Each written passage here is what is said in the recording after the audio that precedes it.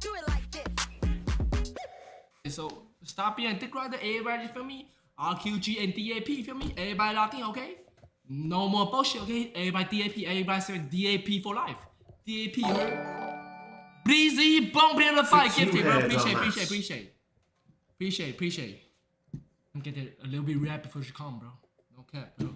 Gotta lock in, man. Oh my god, bro. And fuck they tell me that?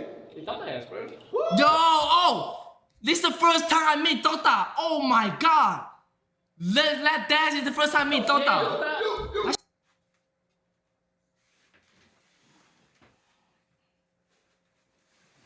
That shit's so legendary. Yeah. Dota. Stay on chat. This is the chat. Hi guys. Yo! I love you. That's the first time I meet Dota, bro. Oh my god. Yes. Wait, how old are you, Dota? How old are Oh you? my god, listen to me. How are you? Are you? I'm fine. How old? I miss Dota, bro. Oh, by the way, chat. Right now, I'm fix my hair. By the way, chat. Right now, I'm a new BTS fan, bro. BTS song is fire, bro. No cap. Listen to this shit, though. I'm not even joking, chat. Listen to this shit. BTS song is that's fire. I'm not even joking. Listen, bro. Oh my god. Y'all know about this shit. Chat, BTS is fire. No cap. I fucking BTS. Oh no, they'll be gay. They'll be like make kind of shit. They'll be like zesty. But I fuck y'all. Oh,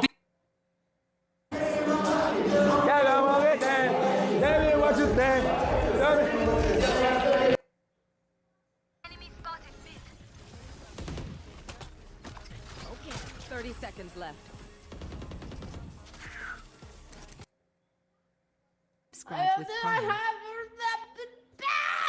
Womp womp. Tommy, thank you for the cheer. Rockman, thank you for the prime. Thanks for 3 months. I just got big shoulders. Man. They're my boulder holders. You know what I'm saying? You know what they say about big shoulders? Big shoulders, big boulders.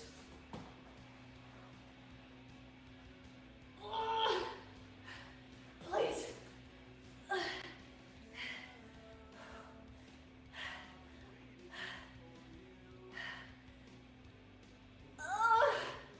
Oh my god, I'm giving birth! So fucking hurt!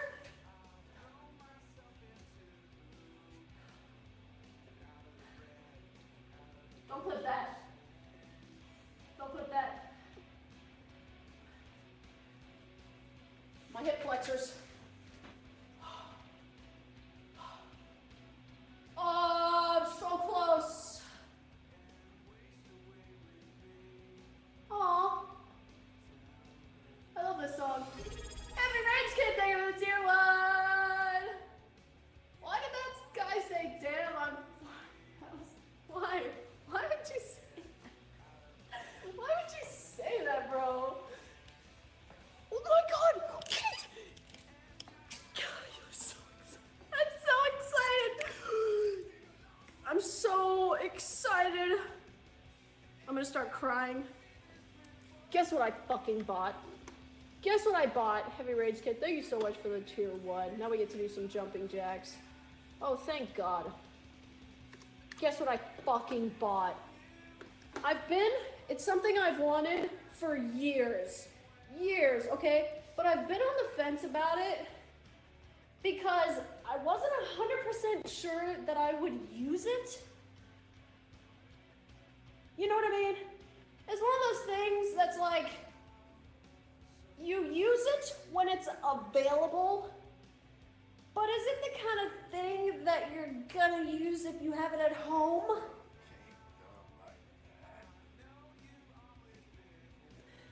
I bought a fucking infrared sauna, dude. I bought an infrared sauna.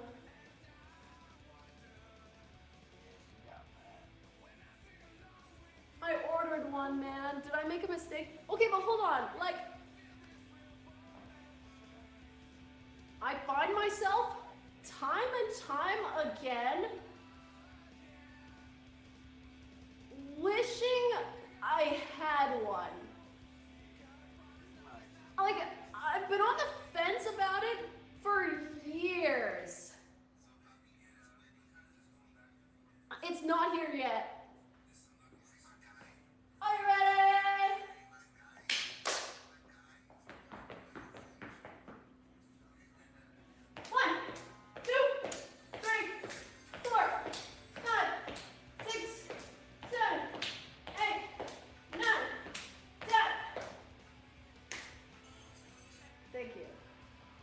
It comes in a couple days. Is it even warm in there? Or are you just being shot with infrared light? It is hot and you're being shot with light. Both. Don't burn your retinas out. I don't think it works like that. I don't think it works like that. Nice, Kalo. Hell yeah. Da-down.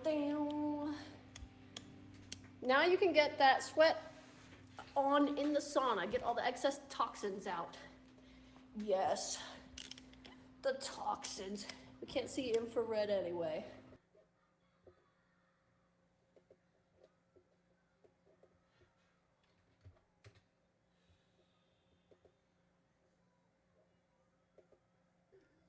Did you hear what Charleston White said about? No, we'll get into that tomorrow. Or where Drake seems to be saying that when it's open up, Kendrick's lies will be and really set the stage, string the writ. Is it Rutherford? It's really that simple. If they go with you, if they don't go with you because they're saying, well, wait a minute, your client definitely robbed that bank, then you lose anyway. But sit here and act like Kodak Black career is over with. Kodak is always one hit away. Kodak is one dope album away. Now, I'm not going to lie. I do think Kodak Black, it's been a while since he gave us a really cohesive project that really made us fully buy into the stories. I do think he puts out good music. It's just that I feel he's scatterbrained, and I feel like he's a little bit frustrated with music because he's hitting his head on the ceiling.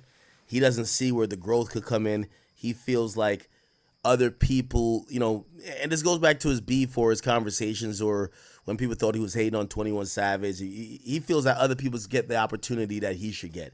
He felt that he should have did a collab album with Drake before 21 because Drake was fucking with his shit before, and he felt this and third and this and third. I get all that, but at the end of the day, nothing's promised and nothing's, owed to you in music. You got to go earn it. So, Kodak just got a lot back in. To me, the difference between a Kodak Black and an NBA Youngboy is that even though Youngboy be sometimes strung out, not no more, Youngboy was always focused on the image, the music, and even if some of the music was miss instead of hits, the fans were still buying into the entire movement. The thing with Kodak, people are starting to stop looking at him like a street nigga and start looking at him like a crack addict.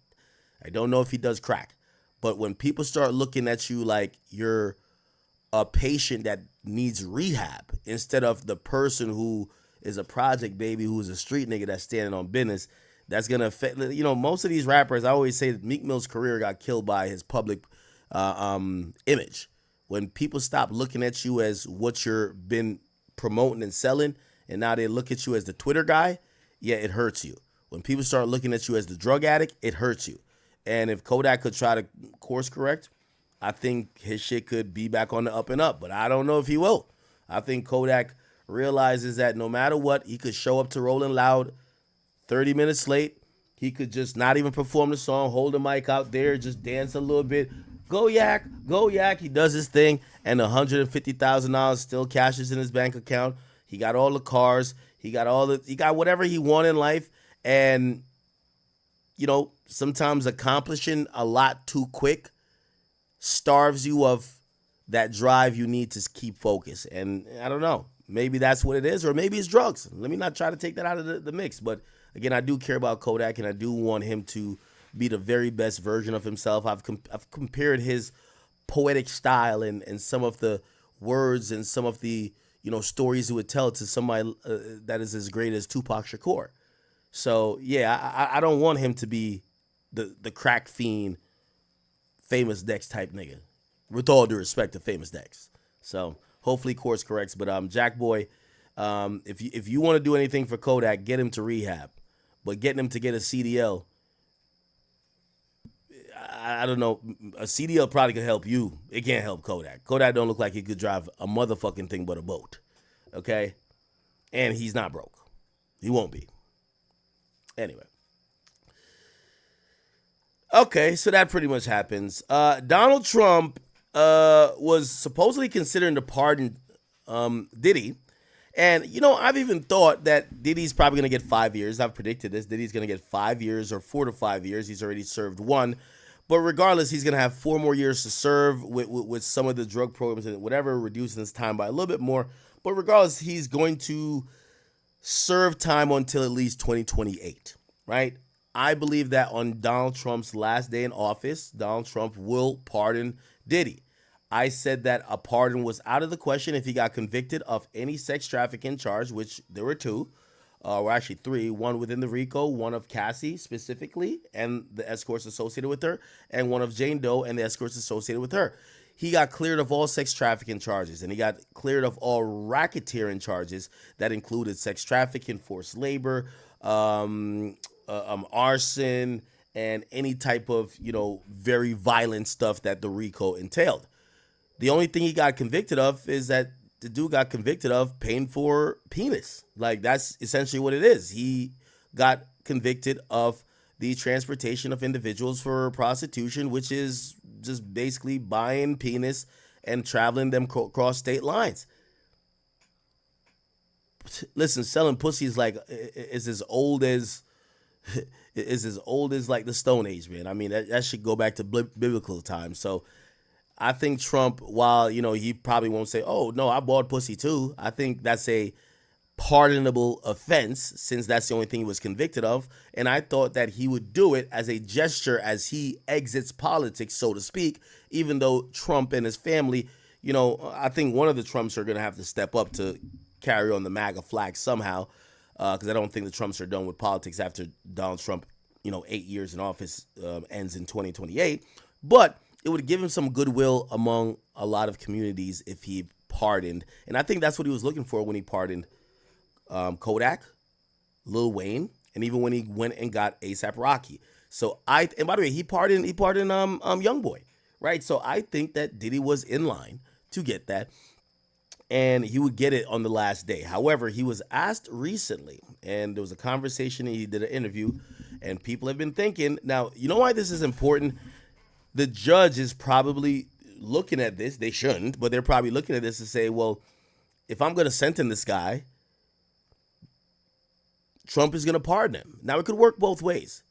If I'm the judge and I think Trump is going to pardon this guy that I'm going to sentence, I'm going to give him a harsher sentence that people could look at me as tough on crime, right? It looks like I'm respecting the victims. At least I did everything in my power to keep this guy in jail. So you give him a harsh sentence because the idea is, well, he gonna get out on a pardon anyway, right? If I'm Diddy's team, I really don't want this conversation to be up for conversation right now. Let me get sentenced first, because again, they might give you a harsher sentence. Anyway, Trump was asked about it, and he spoke about it in an interview, and this is what he said in the interview about possibly pardoning Trump. He said, pardon Diddy. He said this.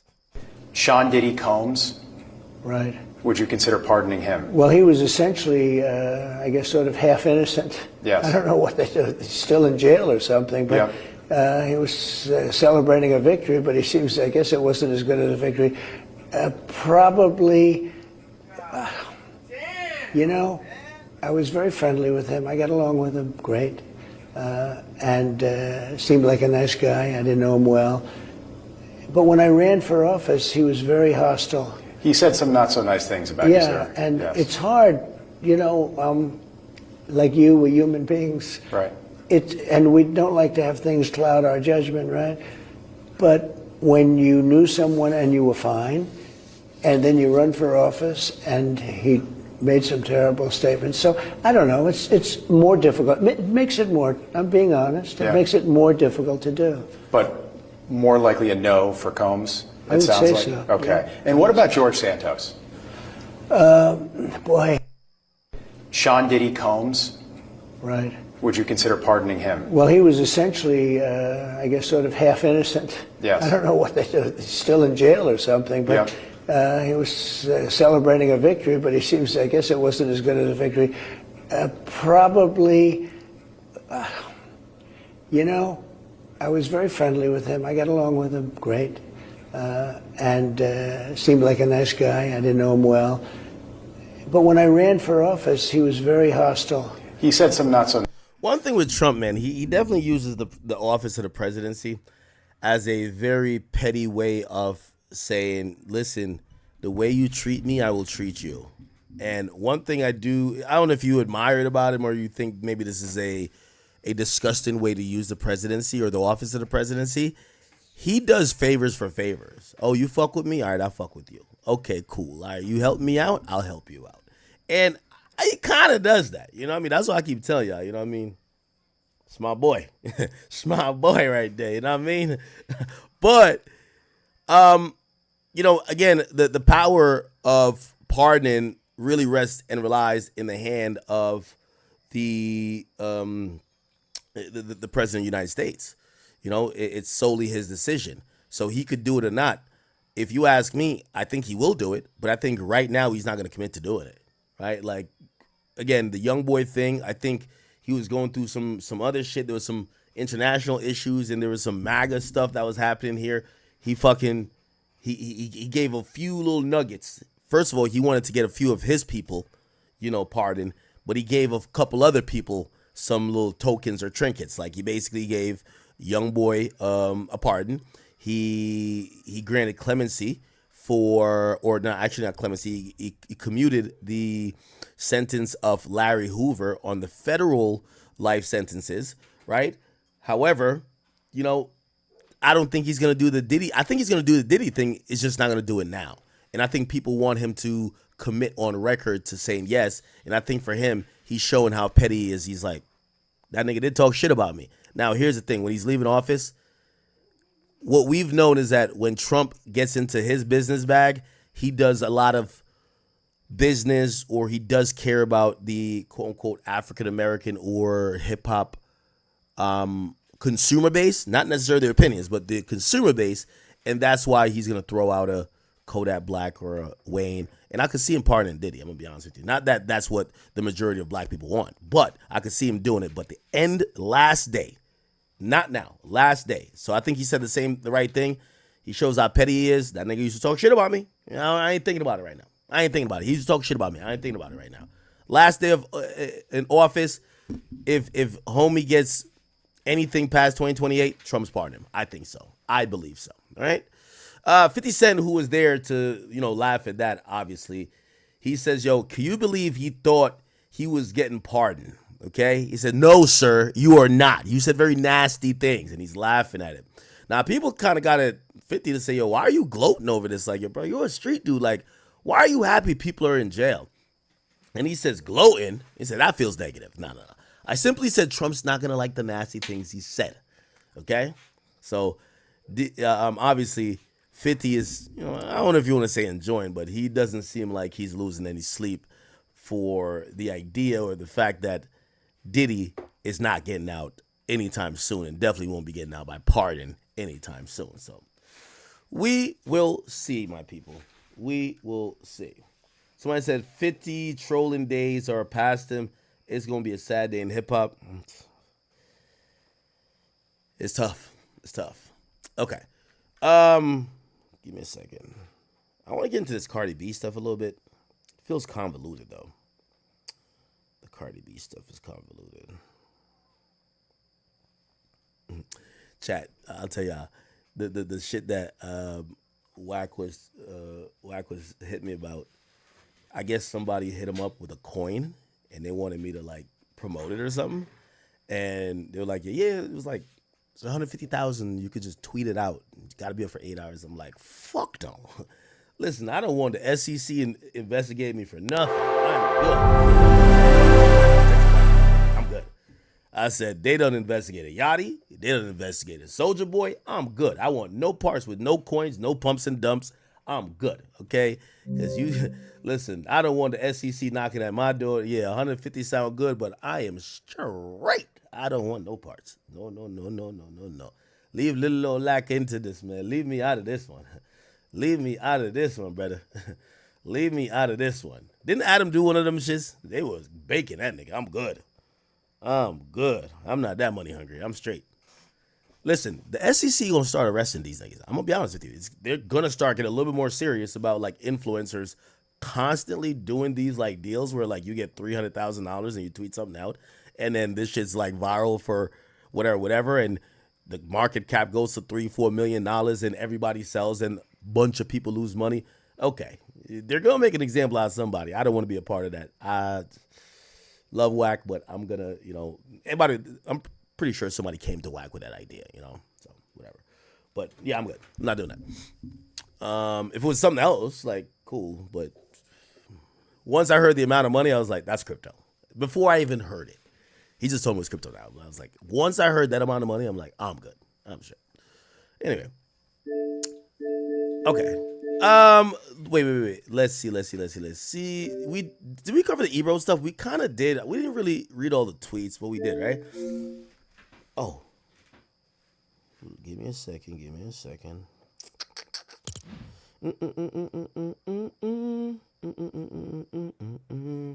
Oh, Tyler the Creator, man. Tyler the Creator. Tyler, I love you, Tyler. Now on some gay stuff, because I think you're gay, but well, he said he's gay. I don't know if he's actually gay, but I love you as a an artist. I gotta tell you this, man, and this is my opinion. I think you're pandering when you say this. So Tyler the Creator, he did an interview, and in his interview, he said that I think they asked him. There was like, he was talking about why he doesn't fly private jets, and I thought it was the biggest crock of bullshit ever. Right? If you give a nigga a little wop, Here we go. like nigga, planes they're are like expensive, even one nigga. way is 40, right? Like That's it's like Bro, 40. and that's if you got the hookup. That's if you give a nigga a little wop, and like take a picture for his kids and sign something. Like that's the hookup part, nigga. Okay, so he's basically talking about why he doesn't fly private jets, right? Let me see. Strapped on. Listen, convenience, nigga. That is money is awesome for convenient shit number like best thing. that. Like for real, like no, nigga. Can you wait? Are you still jumping on a commercial flight, first class? Yeah, You're still commercial. I'm not listening. Listen, You're not wasting your money on PJ. Listen, granted, sometimes I'm grateful enough to experience taking a private plane with Like me and with my LeBron friends. and Mav. Yes, with. By the way, I hitchhiked that. No, literally, like these niggas going somewhere, and I was with Mav. He was like, "Oh, we going too. If you need a ride," and I'm like, "What?" He was like, "Yeah, me and Brian on the plane. We need a ride." I'm like, "Yeah, nigga." That's why I rapped about it because I was like, "Oh, I'm at the point where I'm hitchhiking planes like that." But granted, sometimes like I'll take a plane jet. I try not to pay for that bitch. Like. I'm not. One thing Tyler's not about to do is go broke taking them planes. Nigga, Yeah. I will hop. So on people that can walk on and they will see you in Delta One. Bro, no. Actually, I don't want to kick it there. Like, what time the plane leaving? 12? Yeah. Nigga, I am there at 11:51. Boom. In there on the plane off. You will see me on that motherfucker listening to music, sucking a cookie down, boy. Like, I am not. Nah. I mean, I remember looking at all the niggas from Atlanta I know, and every time they post these niggas on the jet, and I'm like, how much money are these niggas getting? Nigga, planes are not cheap, nigga. You're like, if you have to pay for a flight, what do you end up dropping? Bro, I don't even want to say that shit's the crazy. number hurts your brain to even say it. Like, nigga, planes are they're like expensive, even one nigga. way is 40, right? Like That's it's like Bro, 40. and that's if you got the hookup. That's if you give a nigga a little wop, and like take a picture for his kids and sign something. Like, that's the hookup part, nigga. I That thought shit if it is was not already cheap. going that way, you could get it. Like if it had Already to go back, going that way. Like No. you know how that sometimes they have to like, man. oh, we have No, to be in they LA, and you be finessing like, niggas, bro. I can't. I think the coolest thing, was it T-Pain who was just like, you will see me here in first class. I am never spending my money on private jets. No, not. He was like, I'm trying to stay rich. I was Yeah, like, I no, respect for it. sure. I'm not there yet, but Yo, Tyler, we love you, man, but I want you to just stop capping, my brother. Please, man. Yo, I hate when y'all rappers who are like getting like an abundant. You see, y'all will say that, but y'all don't say how much y'all get for a show. Because, of course, to a regular person, it sounds incredibly wild that you're paying $40,000 to go fly somewhere, right? But you guys have a hectic schedule. You guys are traveling. I want to make this make sense to y'all because, and I want to show you how rappers pander to the regular consumer. I'm not saying that you should just want to spend your money frivolously on private jets, but I want to tell you, and I want to have y'all make an educated decision because the rappers won't tell you this, okay? Of course, if you don't have nothing going on and you're flying private and you're just wasting your money and you're going somewhere and you're spending $60,000 either for a round trip or maybe like, well, if you're going to LA from Teterboro, so that's like New York to LA, you're going to spend for a 10-person jet, you're going to spend about like 60 to 70,000 per leg. So you're going to spend $120,000 to fly there and fly back. Now, of course, if you're going there to do a gig for 20, 30,000, you're an idiot, right? Like, you're clearly an idiot, right? You know? Now, here's the thing. Everything about a private jet is, of course, it's luxury, but it's also about making sense, right?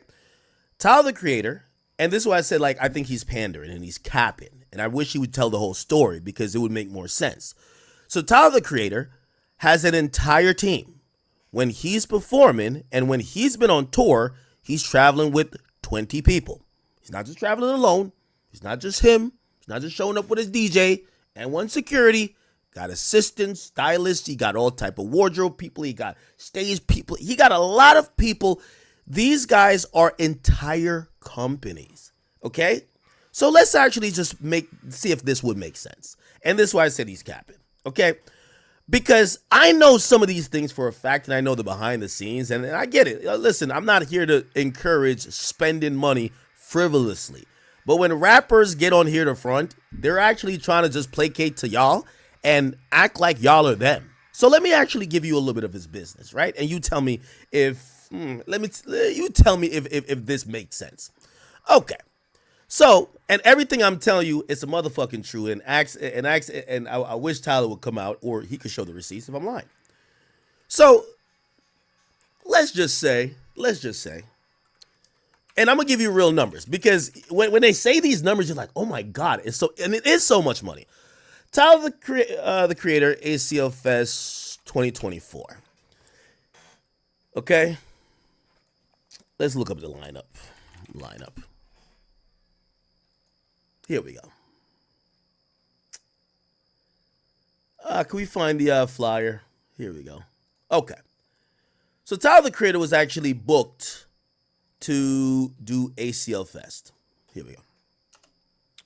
In 2024.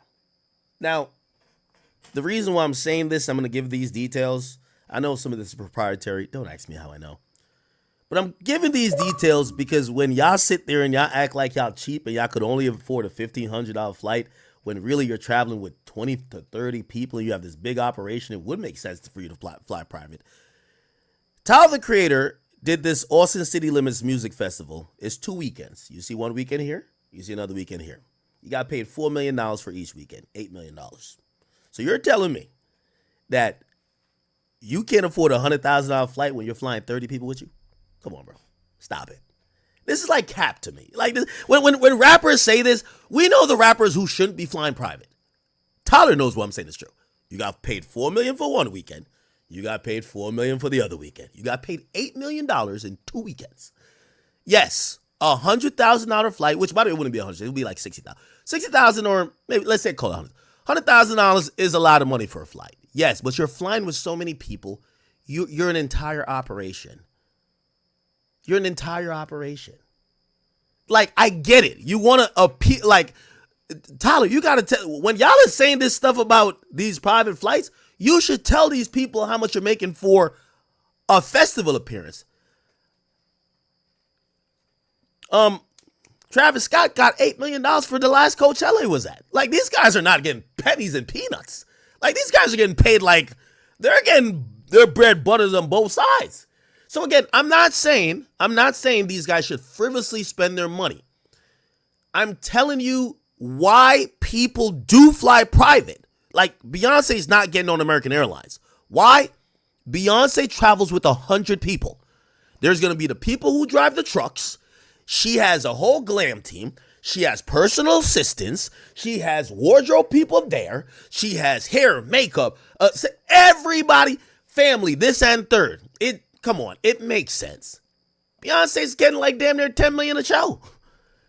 I know these numbers sound exorbitant to you because, of course, a private jet amount sounds exorbitant. You're right. But when you realize that Tyler, the Creator, gets $4 million per weekend I've never heard of this. I've never heard of this fucking concert till about 3 weeks ago. I found out about this concert 3 weeks ago and I got everybody's what they got paid. And I'm like, all right, let me look at how much they got paid. Tyler the Creator got $4 million per weekend? Oh my God. Jesus Christ. These niggas they're loving it.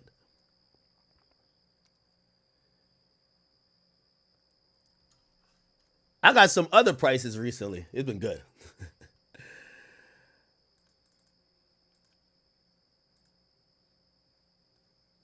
Gonna getting $500,000 for a festival. I'm like, what the? These guys are really getting it. So anyway, and this is not about Gunna. This is about Tyler. I'm like, yo, Tyler, please just stop the cap, brother. Tyler, you're getting paid multi-million dollars to do a festival. I'm gonna be honest with you. Is as a businessman and a guy who's an entire company, it's probably in your best interest to not be waiting for delays, pilot mishaps, plane mishaps, or schedule airport air control delays because you can't get to the festival that you're headlining for $4 million for an hour for 2 weekends. So $8 million for 2 hours. Brother, not everybody should be on a private jet, but you should be with your entire team. That would probably make sense more than buying 30 first-class flights. 30 first-class flights, probably $1,000 to $2,000. It ends up being $60,000. The comfort and luxury, you pay a little luxury tax, maybe 20% more. Yes, it does make sense, brother. Sorry. Okay? But I get it. To appeal to the audience doesn't like when people talk about how rich they are. You're going to act like you're not getting paid millions per show. And by the way, I have no problem with Tyler the Creator. I like him.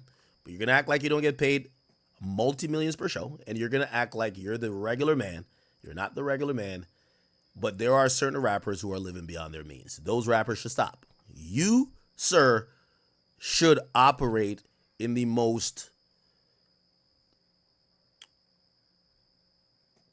systematic and I'm about to fuck up that word. Systematic way to make your business, and it would be you're with 30 people, bro. Like these guys, it's not like these guys are showing up like, yo, DJ, play that song. Like these guys have a whole set list. They have a whole thing, bro. Like these guys are great performers. Like Tyler the Creator is actually one of the, from what I've, I haven't, did I see him? I didn't get to see him. I was supposed to see him one time. He invited me, but I didn't get to see him. He's one of the best performers. He's one of the best performers. What concert is this? I think he's the only black person on this lineup. Tyler the Creator. Yeah, he's the only black person I see on here. Who are these other niggas? Karen Leon, Nora Jones. What the fuck? Oh, Tyler Black. Orville Peck. Who are these people, man? Jesus Christ.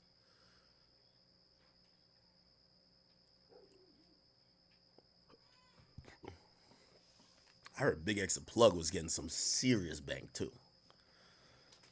Big X the Plug is running it up.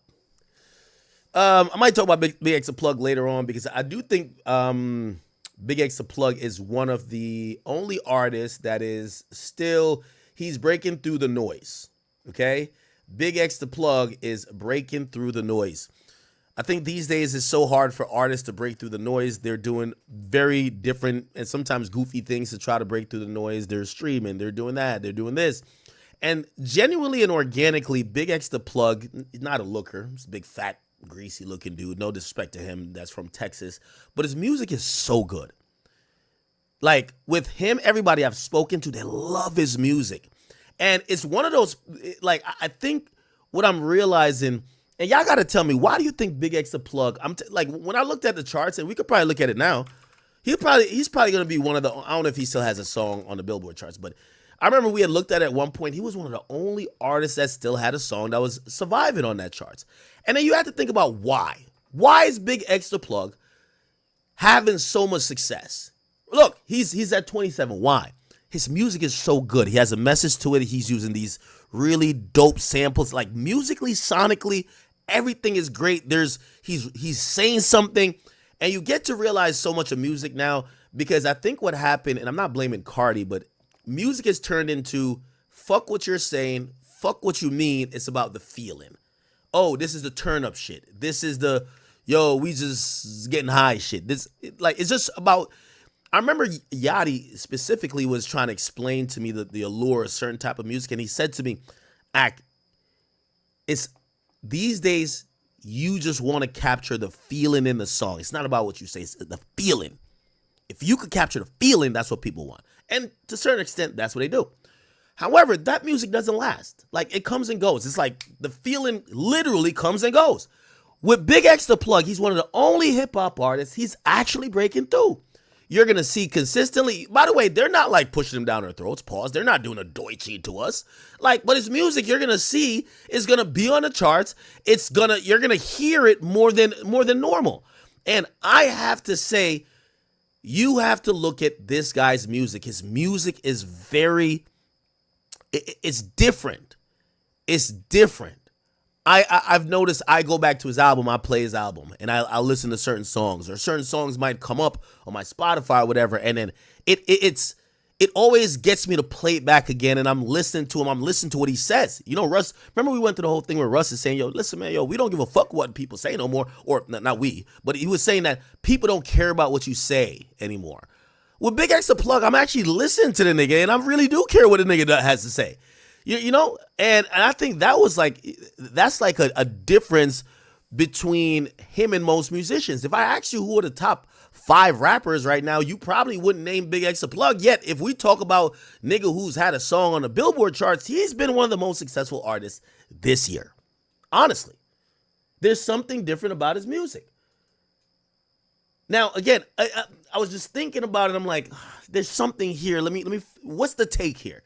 And, you know, obviously that's my job, where I'm trying to figure things out. Like, I could put it in a conversational aspect here. But why is Big X the Plug the only artist? Like, Lil Baby dropped an album. With all due respect to him, we haven't talked about it since then. Nothing broke through. There's nothing that we need to talk about. Why? He probably makes, and actually not probably, he does make music for the club in that moment, hot for 2 months, and then we move on to the next hot thing. Trendy. Super trendy. Usually works, but with any trend, the trend gets old. Trendy, you move on. And anytime you hear that song afterwards, it reminds you of the time it was trendy, but it's not cool anymore when you play it later. You never want to play. Big X the Plug, I'm telling you, his music is different.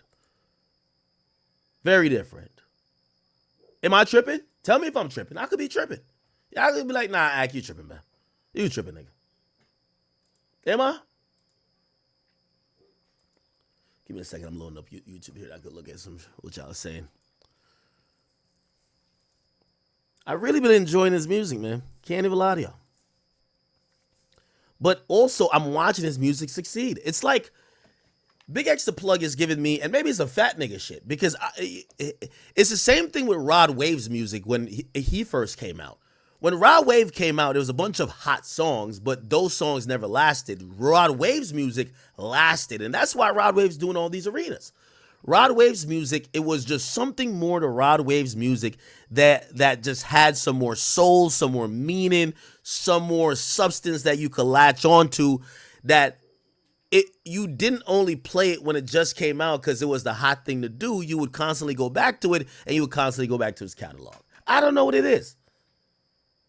There's a lot of artists that's in hip hop that they are, I don't want to call them fly-by-night artists. I don't want to disrespect them, but their music is just simply trendy. And I think what's missing in music, there isn't the substance to get you to go back to it. Like, you ever play a song from 3 years ago, right? And you're like, you start playing it for the next like 3 weeks, and it's almost like it's new again to you, but it's because it meant something. Like, a lot of these songs now, it's like, you hear them once, you heard it 4 million times already. Like, it just doesn't matter.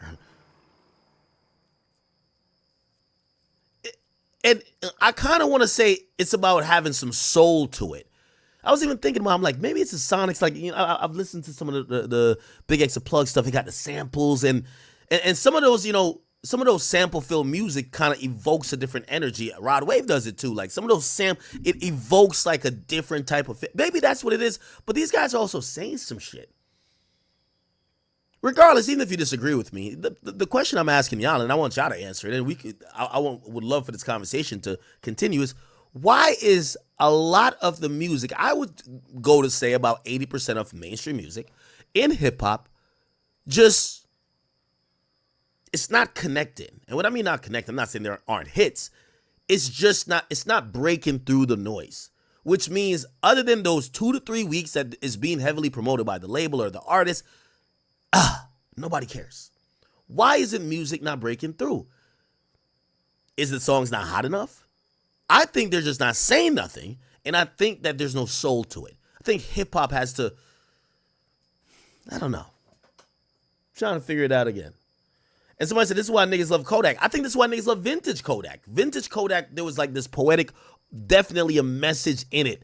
Shit, even Youngboy, there's this like pain and hurt where people are always going to identify with. Shit, even Drake. I mean, the idea of having like this introspective filled music that bottles up pain, hurt, or, you know, honesty, that's always going to last. A lot of this other stuff just doesn't last.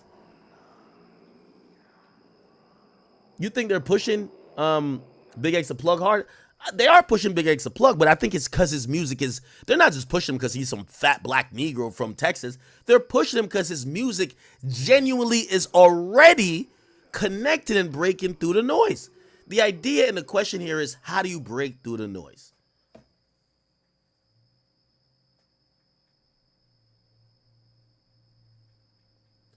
Tracy says, well, Kendrick's music's breaking through. Well, I'll give you that too. I'll give you that too. Again, this is not an anti-Kendrick or pro-Kendrick thing.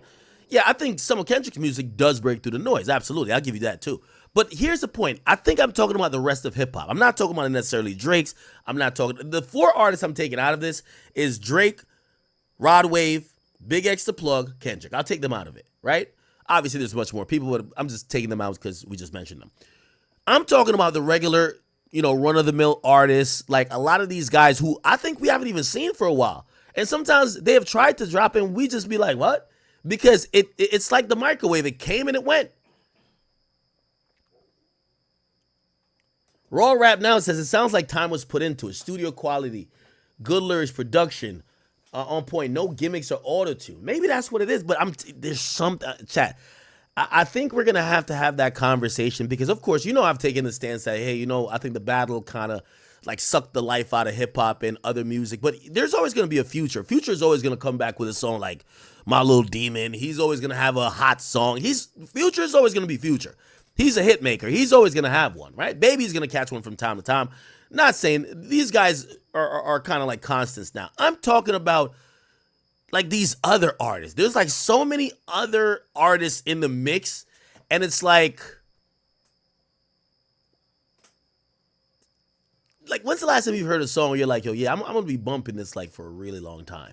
Or are you like, well, everybody bumping it now, I'm bumping it now, but when the next hot shit come out, I'm bumping that.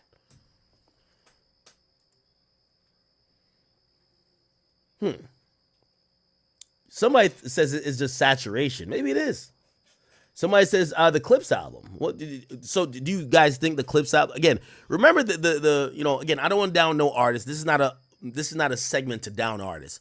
This segment is to talk about the state of hip hop music. Breaking through the noise. That's a proverbial term. Breaking through the noise, right? Yeah. If Future drops a record that everybody's dancing to in the club for the next 2 months, yeah, that's hot. But does it break through the noise of, oh, everybody just needs something trendy? Is it something that people are going to be really invested in and really give a fuck about? I don't know. Somebody said Thug is scared to drop. I think Thug's in an interesting position. I think the longer he takes to drop, he has to come with a perfect album, and it's going to be tough. All right. Somebody said, I don't think people give a fuck about hip-hop no more, honestly. That's not true. The music still dominates everything. Like, here's the thing. The idea that people don't give a fuck about music is a fallacy. Half of our lives revolve around music. When you're on the train, when you're in the car driving to work, you're going to be listening to music. Maybe you don't focus on that much, but it's part of life. It's something that you don't remove. Now, granted, I have said over time, I think music and podcasts have fought for the listener's attention. Like, for example, I think a lot of people on Twitch, they rather just hear their streamer talk to them than listen to a bunch of music, right? So if we're thinking about competing for their attention, yeah, there's competition there. But music is definitely, it's tied into people's lifestyle. Going to the club, any type of celebration, music is it's just coupled with that. So you can't really say people just don't give a fuck about music anymore. I get what you're trying to say. People don't give a fuck about hip hop music. Well, what music do they care about then? You're gonna say "Ordinary" by Alex Warren? Maybe, but I don't listen to it.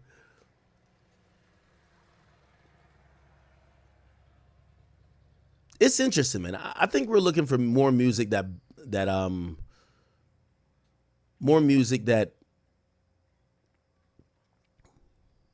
breaks through the noise. By the way, this Burning Blue song by Mariah the Scientist has been going crazy, huh? This shit been on the charts for forever. 12 weeks on the charts? Damn. Okay, good for her. Good for her.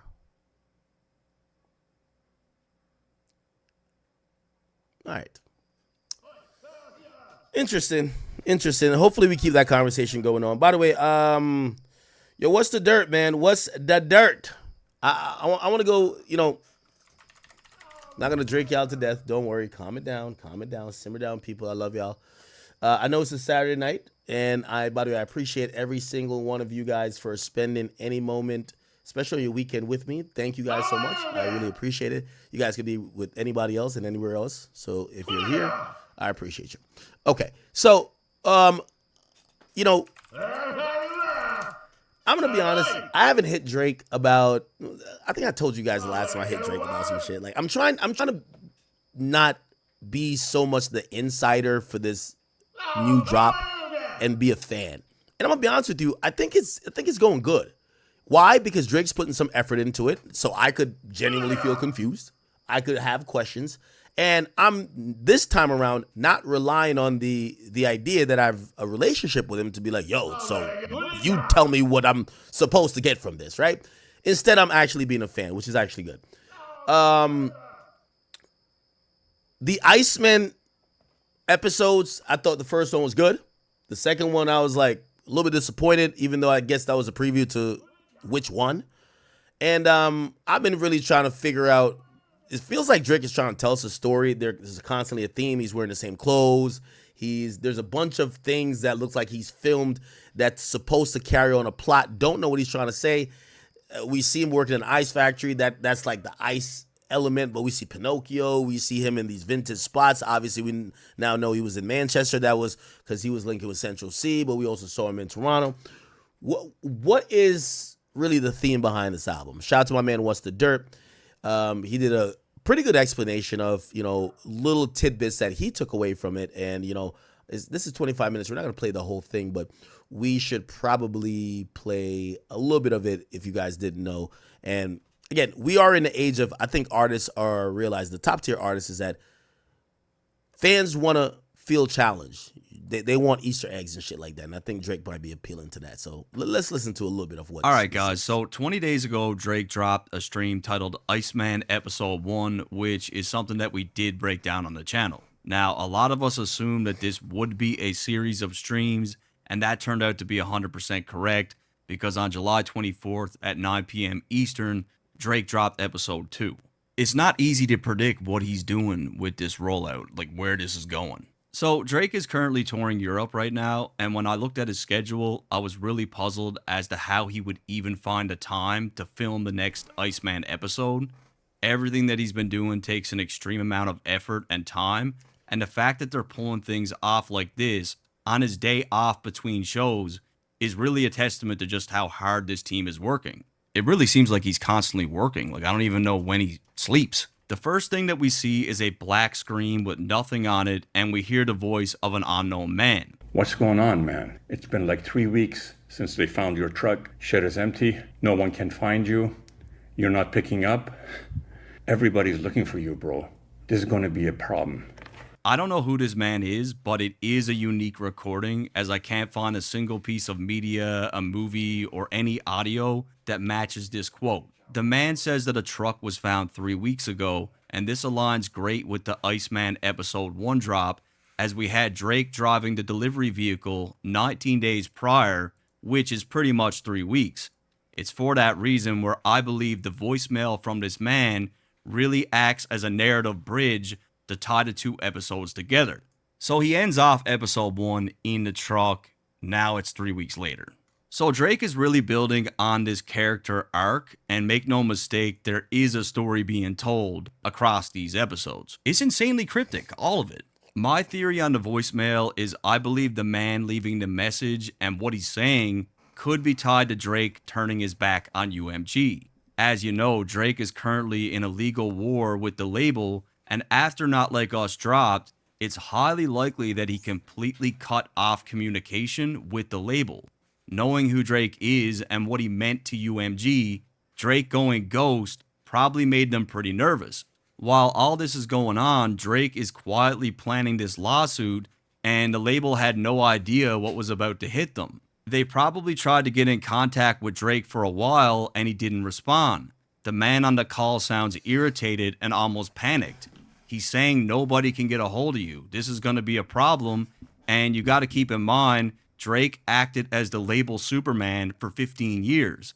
A lot of the features and favors that he was doing were for artists under UMG. We're talking about a lot of money. Like, this is big business. Now all of a sudden, artists like DJ Khaled, who is under UMG, isn't getting a feature from Drake anymore, and that was literally the entire rollout for his album. The man had to cancel it because of it. This guy's got 2 Drake songs on there. Okay, 2. I'm curious to know how many other artists from UMG that he's shutting the door on. Drake's first musical release after the beef was on June 4th with Wagwan Delilah, a complete spoof parody track, and at the time, most of us were wondering what the fuck Drake was doing because this seemed to be the last type of track to drop directly after his beef with Kendrick.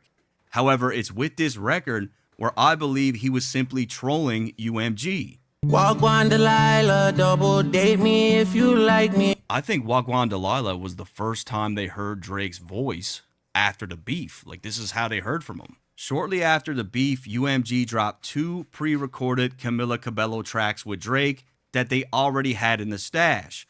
Drake then leaked a bunch of his own music on the Plot Twist Instagram, clearly without UMG's approval, since they flagged the post and rushed the songs to streaming. He followed that up with a full collab album with Party Next Door, who signed to OVO, not UMG. The project dropped under Santa Ana, which was Sony, limiting UMG's profits. From there, Drake did a Spanish feature with Chino Paquez, another artist signed by Drake for one album, and a new collab with Smiley, another one of his artists. Even when you look at the credits on the Party Next Door project, there isn't a single UMG artist. It has mostly independent Canadian producers, and there's no UMG in sight. And to me, this is what Iceman really means, is all this. When Pusha T claimed that UMG stopped the Kendrick verse on the Clips album, I believe him because I think they didn't want to piss Drake off even more. It's pretty obvious. That's what Anthony Celeste told me. It was like UMG tried to salvage the relationship. This is before the lawsuit. And they were just saying, yo, Drake is upset. We don't want to piss him off anymore. Let's try to fix it. Okay? Obvious they had high hopes of patching things up with Drake, but I can almost guarantee that that's never going to happen. Just take a look at the artist that he took out at Wireless Festival. Lauryn Hill, look into her history on how she feels about record labels. She is someone that had deep, ongoing issues with Sony and Roughhouse. She hated it, she walked away, and there are a lot of theories for what exactly happened with her and the industry. Bryson Tiller, under Sony. Lotto, Sony. Vanessa Carlton, this young girl was supposed to be a superstar, and it was with the exact same record that she played with Drake at Wireless, 1,000 Miles, that got her signed under UMG. Coming into her second album, she hated working with this label. She had zero creative control. They controlled her entire life. She absolutely hated it, and the industry chewed her up and spit her out, and she left in 2005. My dream came true. I got this record deal.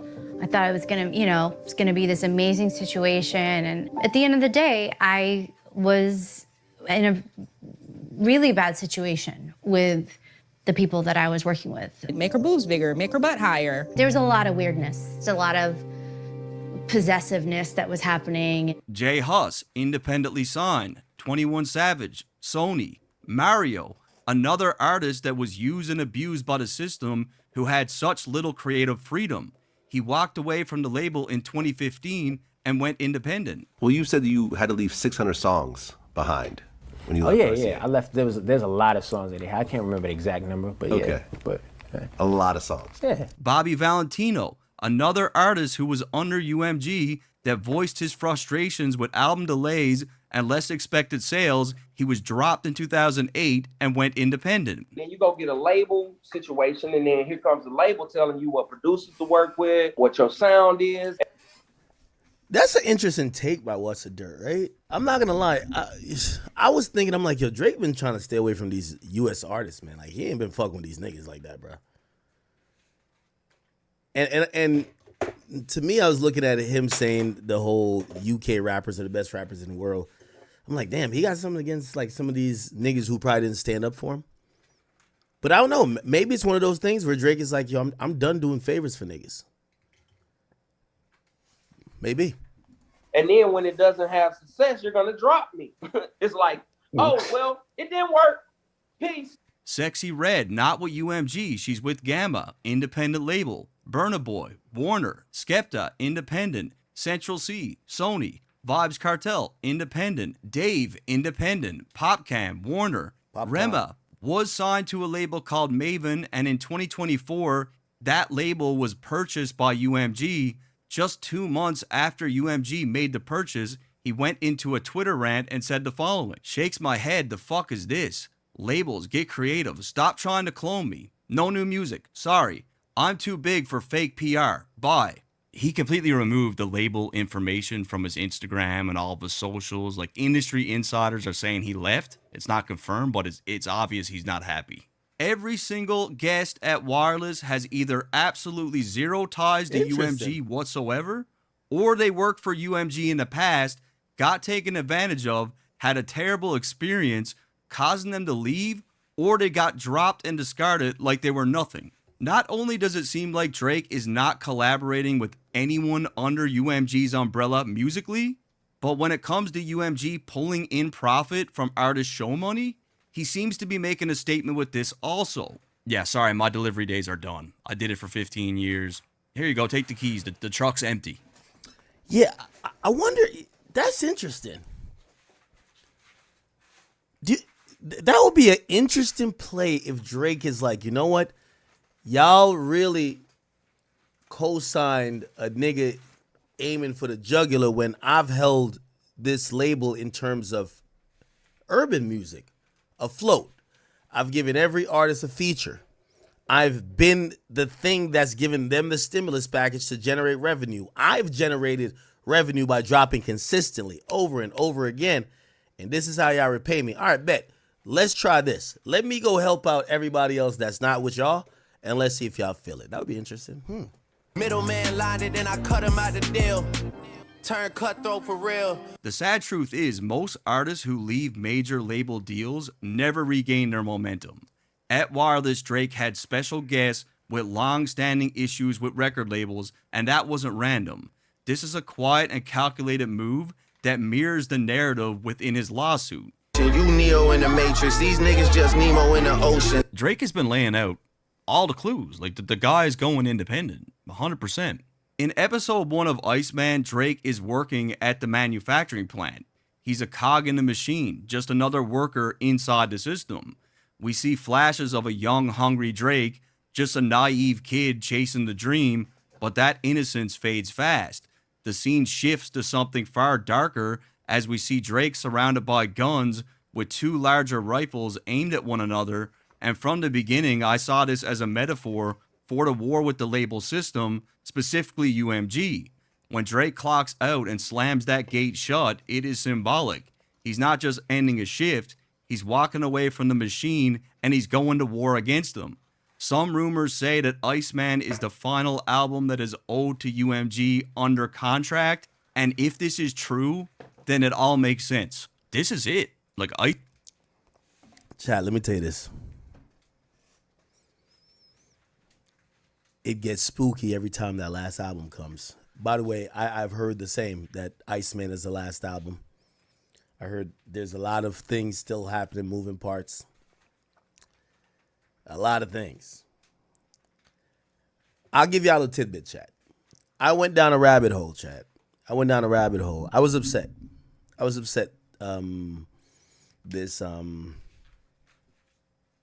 This last 2 weeks. Everybody know NBA YoungBoy is a close friend of mine. He's not an industry darling. I've always supported him. He supported me. I wasn't happy with some of the lack of placements that he was given and shown, despite the fact that he is and one of the biggest artists in the game. And I went down a rabbit hole and I talked to a lot of people. And I actually did come up with some answers. And the answers, and this is for YB fans who I know people trying to get on y'all like, YB flop, this and third. It's going to come back to this Drake point I'm making. This is YoungBoy's last album on Capitol. He might not return. They have no incentive to push this shit like he's the biggest guy in the world. They have no incentive to push it. They've been trying to get him under another contract. He just got out of jail. They want to get him on another contract. He got a big-ass tour that he's about to do. He hasn't agreed to anything. They're not going to go crazy and let you go sell 150, 100,000 records and then you walk away to another company. No, nigga. Agree with us, stay in the plantation, and we'll make you win. That's how it is. So what I was told was that his label was more culpable, more than maybe DSPs and everybody else. He's on his last album over there. And I hear he's talking big shit again. He's talking big money. He wants big. If they want to keep him, he want big money. They, of course, don't, labels be, they try to lowball you. But when you think about the album, there was a lot of conversations that was supposed to be had, which is like, hey, listen, we can't have this motherfucker go sell 150,000, then he don't re-sign with us, and he walk right back over to Atlantic. Yes, Atlantic wants him back. Surprise. They have new management. Shout out to Elliot over there. They want him back. They want him back. You get to realize when it comes to music, there's so much things happening in the background. This is supposedly Drake's last album. We're going to see a lot of interesting shit. Iceman is his last work shift. He's done. So to me, it only makes sense that when he parks that truck and 3 weeks later, the man is saying they found it and it's empty, that's because Drake's days as UMG's delivery boy are over. And to me, this is a huge part of the premise behind Iceman and like what all this means. Anyways, the scene switches to a brick wall and you could see there's a door with a Pinocchio drawn onto it. Now, I actually tracked this exact location down, and as you could see here, the Pinocchio artwork isn't on the shot from Google Maps, so obviously Drake put that there for a reason. Filming it in Manchester makes sense because he had a show just the next night. Next, it switches to a scene where we see a pedestrian crosswalk sign, and I was able to find this location on the map as well. You can see that it's just up the street from the last scene. Something that you'll also notice. This is another thing. You see, there's a lot of y'all YouTubers who keep talking smack about my boy What's the Dirt, but y'all don't put in half the effort. Y'all can't hate on somebody who works harder than you, who is better than you, and who is going to make sure he delivers and is more entertaining than you. There's a lot of y'all YouTubers, y'all mad at him for whatever reason. Y'all say, oh, no, you like Drake too much. You not with Kendrick. Whatever. This guy's doing a great job. Like, I ain't going to lie to you. This is some effort.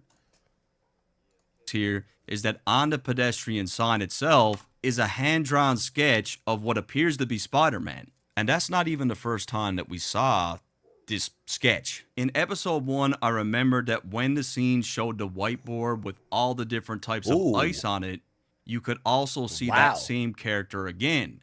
At first, I really thought this was Spider-Man, but Certified Jarrett on Twitter claimed that this was the logo of Ben Dorado, who carried out a lot of design work for Party and Drake's album, and he also works closely with Drake's brand partner, Nocta. So I'm just not going to go down any Spider-Man rabbit holes yet. The scene then switches for the third time, and again, I traced it all on a map, so without a doubt, the last 3 shots were all filmed in the exact same area. As you could see here, this is the exact same location from Drake's stream. I saw people assume that this was like pre-recorded, but it's not. This is all live. Next, the scene switches to the inside of the building, and the business that Drake is at is called Sure Shot Brewing in Manchester. I even found a photo from this exact same scene with Drake on their website. They're a small independent company. Drake enters the scene still wearing the Iceman hoodie from the first episode, and you could see him looking at the red button on the left-hand side. Then he tinkers with the control panel,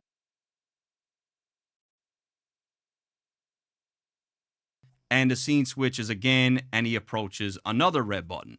You can't really see which buttons he's pressing. On Sure Shot's Instagram account, they shared some photos of Drake in their shop with the following caption: "Had a new brewer start last night. He turned on the chiller, prepped the lines, and locked up. Not sure he'll be back." So he's turning on the chiller, which kind of, is in line with the Iceman theme. So for anyone that doesn't believe that this was a live stream, the company clearly said that it all took place last night, and they even posted footage of the cameraman filming. This was definitely all in real time. Next, we switch to a scene with a man wearing a Pinocchio costume standing behind a tree with a red trailer behind him that reads "Deliveries." That is impressive he's doing it in real time, because it looks like fans might have been there, but maybe they were prepped before, like, hey, listen, just don't interrupt. This is not the time for you to run up to him for a picture. He'll give you a picture afterwards, but just let him do his thing, because it's live. Up to 27 million, all in a day's work, with the word work blocked out. The scene that we're looking at in this case is exactly across the street from the building that Drake is inside. Pinocchio is stalking Drake, like he's watching him. The red trailer and the words that you are seeing is from a Royal Mail delivery truck in the UK. They have always parked their trucks in this location. Now, the slogan on the truck itself is interesting because of the number 27 million. This is the exact number of views that Kendrick's Super Bowl performance had on YouTube in the first 24 hours. Might be a Given the stretch. fact that Pinocchio is paired with that number, I just don't think it's a coincidence. Drake has made plenty of claims about bot usage, and now we've got a man literally stalking him in a Pinocchio costume, so there's no doubt in my mind that this character is meant to represent Kendrick. When we look at the character of Pinocchio, he is a wooden puppet fabricated by the man, and a fairy grants him the powers to be able to move around like a real person. From here, he desires nothing more than to be a real boy, and there is even a point in the 1940 Disney movie where Pinocchio is manipulated into performing at a puppet show by a fox named Honest John, as he ensures him that if he does this, it will make him a star. Bright lights, music, applause, fame, straight to the top. Why, I can see your name in lights, lights 6 feet high. Pinocchio listens to Honest John, he does the show, and at first it all seems to be 100% worth it. However, he's ultimately trapped in a cage and is destined to be owned by the show owner for life. To me, you are belonging. We will tour the world. Paris, London. You will make lots of money. The role of Honest John in the Disney movie is an interesting parallel when we consider that John Janik, the CEO of Interscope Records, was so heavily involved in Kendrick's career. It's even more interesting when we see that John Janik has been named in the UMG lawsuit, where Drake's legal team have made demands to see compensation, incentives, salaries, and bonuses from John Janik specifically. In fact, it was just February of 2024, several months before the beef started, where it was announced that John will be shifted into a role where he assumed a greater responsibility over U.S. label operations for UMG. So I feel like this is like a bigger connection when it comes to Pinocchio and why this is Kendrick, because it all ties back to John Janik. Pinocchio was manipulated to perform. I'm gonna be honest with you, but I haven't even. This is the first time I watched it.